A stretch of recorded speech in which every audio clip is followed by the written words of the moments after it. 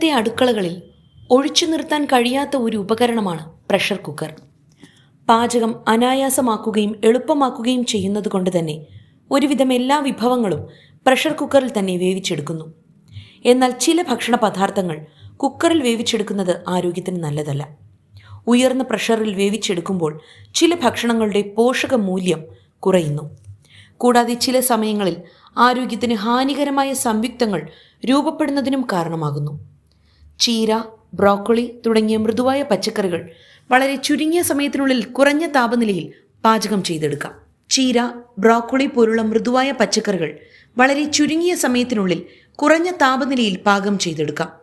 എന്നാൽ പ്രഷർ കുക്കറിൽ വേവിക്കുമ്പോൾ കുക്കറിനുള്ളിലെ ഉയർന്ന ചൂടും നീരാവിയും കാരണം അവയുടെ പോഷകമൂല്യങ്ങൾ, നിറം, ഘടന എന്നിവ നഷ്ടപ്പെടുന്നു.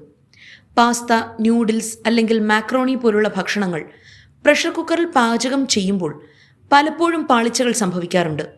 ഇവ വളരെ വേഗം വെള്ളമാഗിരണം ചെയ്യും.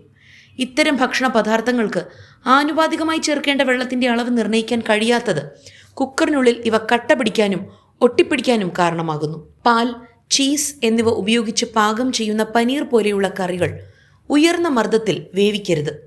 കാരണം ഉയർന്ന താപനിലയും മർദ്ദവും പാലുൽപ്പന്നങ്ങൾ കട്ട പിടിക്കുന്നതിനും തരിത്തരിയായി കട്ടകൾ രൂപപ്പെടുന്നതിനും കാരണമാകുന്നു. എന്നാൽ ചെറിയ താപനിലയിൽ ഇവ പാചകം ചെയ്യുന്നത് വിഭവങ്ങൾക്ക് മൃദുത്വം നൽകുകയും കേടാകുന്നത് തടയുകയും ചെയ്യുന്നു. പ്രഷർ കുക്കറിന് ഒരിക്കലും ഒരു ഓവൻ്റെ ഫലം നൽകാൻ കഴിയില്ല. കേക്ക്, കുക്കീസ് പോലുള്ളവ ഓവനിൽ പാചകം ചെയ്തെടുക്കുമ്പോൾ മൃദുവായി അനുഭവപ്പെടേണ്ട അവ കൂടുതൽ കട്ടിയുള്ളതാകുന്നു. കൂടാതെ അത്തരം വിഭവങ്ങളുടെ പുറംഭാഗം നഷ്ടപ്പെടുത്തുകയും രൂപഘടനയിൽ അഭംഗി സൃഷ്ടിക്കുകയും ചെയ്യുന്നു. അതുകൊണ്ടാണ് കുക്കർ ഉപയോഗിച്ചുള്ള അത്തരം പരീക്ഷണങ്ങൾ പലതും പരാജയപ്പെടുന്നത്.